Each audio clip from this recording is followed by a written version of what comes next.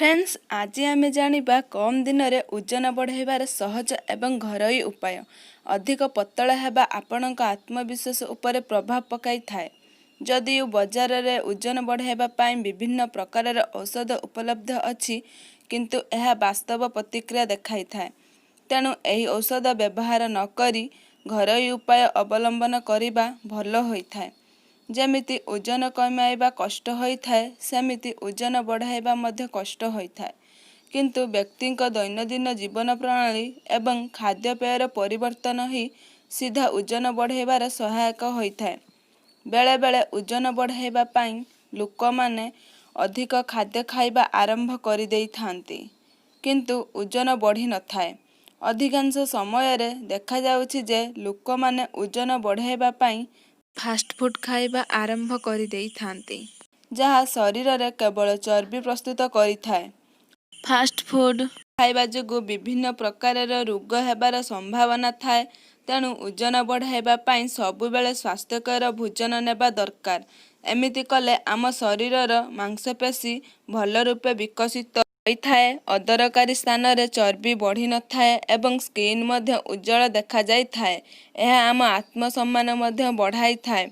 आज मु आपणको एमिति किछि घरोई उपाय कहिबी जहा द्वारा आपण कम दिन रे निजर ओजन बढ़ाई पारिबे।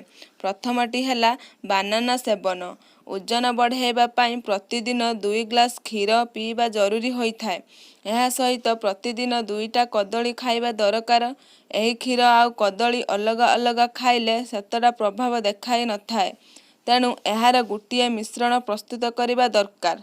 एही मिश्रण प्रस्तुत करिबा पाई गोटिए ग्लास क्षीर नेई सेथिरे 2टा कदली, आधा चामच गुजराती पाउडर एवं 1 चामच देसी घी मिसांतु। यहाको ग्राइंडिंग करी एक शेक प्रस्तुत करंतु।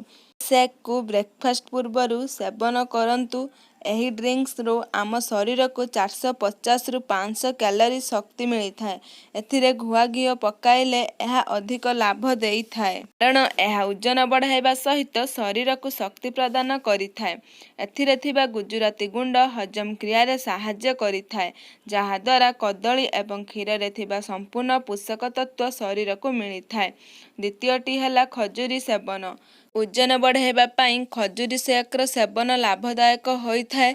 एहाको प्रस्तुत करिबा पाई सकाळु गोटिए ग्लास क्षीर रे 5 रु 6टा खजूरी पकाई रखि दियंतु। रातिरे एथिरे आधा चामच गुजराती गुंड पकाई ग्राइंडिंग करि नियंतु एवं एहाको उषुम करी सेवन करंतु। मिठा पाई आपण गुड़ मध्य पकाई पारिबे। खजूरी खाइबा जोगु आम शरीर को एकाधिक फायदा मिली थाए। यह शरीर रे शक्ति बढ़ाइबा संगे संगे रक्त एवं धातुरे भी वृद्धि करिथाए। जदि शरीर रे दुर्बलता किंबा शुक्राणुर अभाव थाए, तबे प्रतिदिन एहार सेवन द्वारा दूर होई जाए। खजूरी महिला मानक शरीर रे एस्ट्रोजन हार्मोन को मध्य बढ़ाई थाए, जहा द्वारा पीरियड्स समय रे हेउथिबा समस्या रु मुक्ति मिली थाए। जदि एही 2 प्रकार ड्रिंक्स रा सेवन आपण प्रतिदिन सकाळे एवं रातिरे करिबे, तेबे गोटिए सप्ताह भितरे आपण ओजन एवं शक्तिर पार्थक्य अनुभव करि पारिबे। तृतीयटी हैला चीना बादाम। ओजन बढ़ाइबा पाई प्रतिदिन गोटिए मुठा चीना बादाम खाइबा उचित। गोटिए मुठा बादाम रे 100 रु 120 कैलोरी एनर्जी थाए। यह व्यतीत पीनट बटर प्रतिदिन गोटिए चामच खाइले लाभदायक होइथाए। एथिरे अनसैचुरेटेड फैट थाए, जहा शरीर को क्षति पहुंचाई न थाए एवं प्राकृतिक उपाय रे ओजन बढ़ाई थाए। चतुर्थटी हैला अंडा और डाली रे सेवन। ओजन बढ़ाइबा एवं मांसपेशी वृद्धि पाई अधिक प्रोटीन जातीय खाद्य खाइबा आवश्यक होइथाए। एथिपाई क्षीर रु तैयारी खाद्य, अंडा एवं डाली खाइबा जरूरी होइथाए। गोटिए दिन रे अति कम रे 2टी अंडा खाइबा उचित, कारण अंडा प्रोटीन बढ़ाइबार एक प्राकृतिक उत्स। जदि आपण प्रतिदिन अंडा न खाई पारिबे, तेबे अति कम रे गोटिए भोजन सहित डाली खांतु। डाली आम शरीर को प्रोटीन व्यतीत विटामिन एवं फाइबर मध्य जुगाई थाए, जहा ओजन बढ़ाइबारे सहायक होइथाए। पंचमटी हैला किसमिस रे सेवन। ओजन बढ़ाइबा पाई किसमिस रे सेवन लाभदायक होइथाए, କାରଣ କିସମିସରେ ପୋଟାସିୟମ୍ ଏବଂ କପର ଥାଏ। ଯାହାଦ୍ୱାରା ଆମର ମେଟାକଲେଜିନ୍ ଭଲ ହୋଇଥାଏ ଏବଂ ମସ୍ତିଷ୍କର ମଧ୍ୟ ବିକାଶ ହୋଇଥାଏ। ତେଣୁ କମ୍ ସମୟରେ ଓଜନ ବଢ଼ାଇବା ପାଇଁ କିସମିସ୍ ଖାଇବା ଉଚିତ।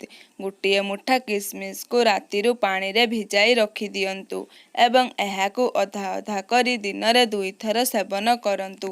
ଷଷ୍ଠଟି ହେଲା ଆମ୍ବର ସେବନ। ଆମ୍ବ ଓଜନ ବଢ଼ାଇବାରେ ମଧ୍ୟ ବହୁତ ସହାୟକ ହୋଇଥାଏ। ଗୋଟିଏ ସାମାନ୍ୟ ଆକାରର ଆମ୍ବରେ 135 କ୍ୟାଲୋରି ଶକ୍ତି ଥାଏ। ତେଣୁ ଆମ୍ବ ସମୟରେ ଦିନରେ 2ଟା ଆମ୍ବ ମଧ୍ୟ ଖାଇଲେ ଭଲ ଲାଭ ମଧ୍ୟ ମିଳିଥାଏ। ଶେଷଟି ହେଲା ଅଶ୍ୱଗନ୍ଧା ଓ ଶ୍ବେତବେରୀର ସେବନ। ଆୟୁର୍ବେଦିକ ଜଡ଼ିବୁଟି ମଧ୍ୟରୁ ଅଶ୍ୱଗନ୍ଧା ଓ ଶ୍ବେତବେରୀର ସେବନ କଲେ ଏହା ମଧ୍ୟ ଓଜନ ବଢ଼ାଇଥାଏ। ଏହା ଆପଣଙ୍କୁ ଆୟୁର୍ବେଦିକ ଷ୍ଟୋରରେ ମିଳିଯିବ। ଏହାକୁ ଆପଣ କ୍ଷୀରରେ ମିଶାଇ ପିଇଲେ ଏହା ହିଲ୍ ଟନିକ୍ ଭଳି କାମ କରିଥାଏ। ଏହା ସହିତ ଡାଇବେଟିସ୍, ହାଇ କୋଲେଷ୍ଟର, ଡିପ୍ରେସନ୍ ସମସ୍ୟା ମଧ୍ୟ ଦୂର କରିଥାଏ। ଏହି ସମସ୍ତ ଘରୋଇ ଉପଚାର ସହିତ ଓଜନ ବଢ଼ାଇବା ପାଇଁ ଖାଦ୍ୟ ଉପଯୁକ୍ତ ସମୟରେ ଖାଇବା ଉଚିତ ଏବଂ ମର୍ଣ୍ଣିଂ ବ୍ରେକଫାଷ୍ଟ ଖାଇବା ନିହାତି ଦରକାର। କାରଣ ବ୍ରେକଫାଷ୍ଟ ନ ଖାଇଲେ ଶରୀରରେ ଉପଯୁକ୍ତ କ୍ୟାଲୋରି ପାଇନଥାଏ, ଯାହା ଓଜନ ବଢ଼ାଇବାରେ ବାଧା ସୃଷ୍ଟି କରିଥାଏ। ଏହା ଥିଲା ସହଜରେ କମ୍ ଦିନରେ ଓଜନ ବଢ଼ାଇବାର ଘରୋଇ ଉପଚାର। ଆପଣ ଯଦି ଆମ ଚ୍ୟାନେଲକୁ ସବସ୍କ୍ରାଇବ୍ କରିନାହାନ୍ତି ଏବେ ହିଁ କରିନିଅନ୍ତୁ ଓ ପାଖରେ ଥିବା ବେଲ୍ ଆଇକନକୁ ଦବାଇ ଦିଅନ୍ତୁ।